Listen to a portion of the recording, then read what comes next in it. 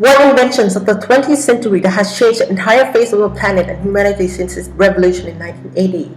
It is the internet. In 1995, we have less than 1% online and barely over a billion people having access to internet in 2005. In 2015, we reached a number of 3.17 billion people using the internet, and much more surprisingly, this number is sleeping on a faster rate. But internet is not an equal place. In 2014, nearly 75% of all internet users in the world live in the top 20 countries with the most users, and the remaining 25% is distributed amongst the other 178 countries, each representing less than 1% of the total user. This means inequality still persists in the internet world, and it is known to the world as the digital divide. But what causes it? Well, there are many factors. First, education. Households with higher levels of education are increasingly more likely to use computers and internets. The digital gap widens to 7.8% in highly educated, but 25% were not that well educated. This means it has a very wide gap between them. Second, incomes played a crucial role in widening the gap. In the last year, the divide between the highest and lowest income groups grew 29%, and it has observed that households earning money over $75,000 are 20 times more likely to have internet access, and even 10 times more likely if they are living in an urban area. Third factor contributing to the division is race. While internet access by white households grew by 37.6% between 1997 to 1998, Hispanic households are nearly 2.5 times less likely to use the internet. The cultural studies seem to suggest that in the Hispanic community, it was observed that computers were a luxury, not a need. Computer activities isolated individuals and took away valuable time from family activities, so when they think this, they don't use them.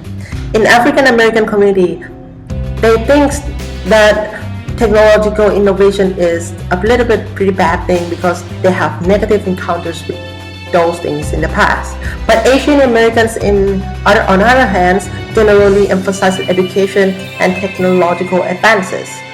But they think if they are not using internet themselves, then it's just their problem, not ours. But why do we care? Okay, we need to care because it's the world as a whole, it affects us.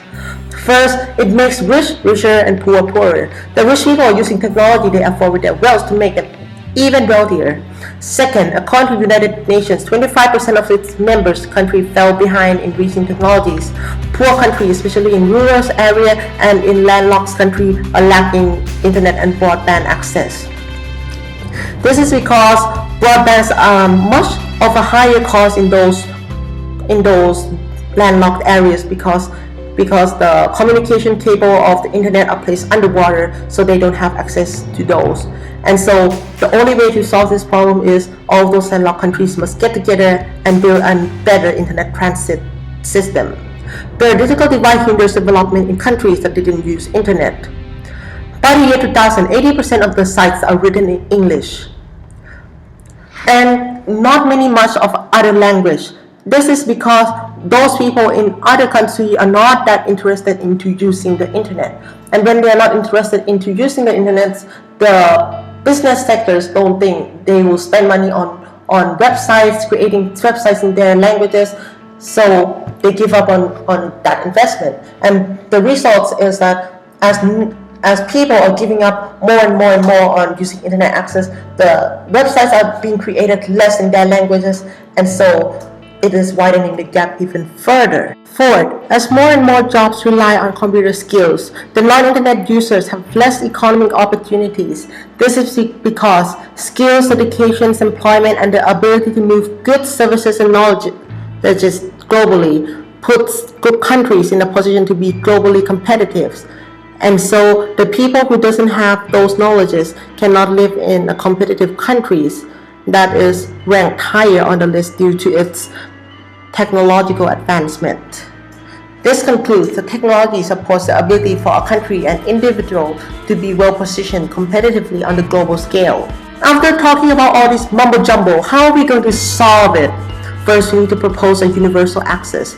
We need to make the public sectors and governors be aware of making the internet easier to access. Even though increased competition amongst PC manufacturers and internet service providers is very raging up, the cost of those things are still very high that some people cannot afford. So like basic phone services, the government should subsidize the cost down for low-income households. Second, we need to build more community access centers along with its further supports. This is a place where people get together and then they can access internet. So community access centers or CAC are critical resource for those without internet access because they can use them to access the internet. And those people are essentially the people who has lower incomes, lower educations, and unemployed, which is the people who got affected the most by the division. Third, we need well-trained technical staff. Communities and schools must train and preserve additional and more qualified staff that can do works in accordance to technology. Fourth, we need to change public attitudes amongst the technology. Rather than perceiving computers and the internet as a sort of luxury, we need to perceive them as a crucial necessities for the future of people and the future of their children. Also, the creators of those technology must step down from creating super complicated gadgets no one really knows how to use. There are much simpler ones that anyone can guess how to use at the first glance. If we did all of this, we are sure one day we will have an equal society, or even bigger, an equal world, at least in terms of technologies.